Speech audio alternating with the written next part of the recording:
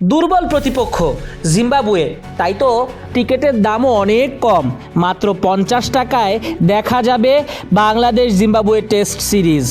দুই দলের লড়াই একসময় বেশ প্রতিদ্বন্দ্বিতাপূর্ণ ছিল। এখন বাংলাদেশের মানুষ জিম্বাবুয়েকে ভাবে অনেক ছোট দল।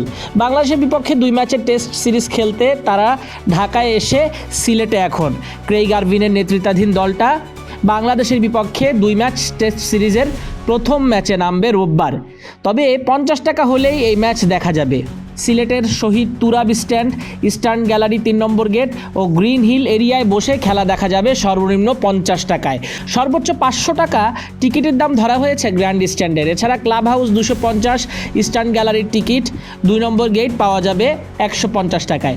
ম্যাচের আগের দিন শুক্রবার সকাল 10টা থেকে টিকিট পাওয়া যাবে স্টেডিয়ামের সামনের কাউন্টারে। রোববার থেকে মধুমতি ব্যাংকের আম্বরখানা ব্রাঞ্চে দেওয়া হবে টিকিট। জিম্বাবুয়ের বিপক্ষে এই সিরিজ সামনে রেখে পুরোদমে অনুশীলন করছে বাংলাদেশ দল। তবে বৃষ্টির কারণে অনুশীলন পণ্ড হচ্ছে। সফরকারী জিম্বাবুয়ে অনুশীলন শুরু করেছে, তবে তাদেরও বাধা বৃষ্টি। 28 এপ্রিল চট্টগ্রামের বীরশ্রেষ্ঠ শহীদ flight lieutenant Motiur Rahman cricket স্টেডিয়ামে শুরু হবে দ্বিতীয় টেস্ট।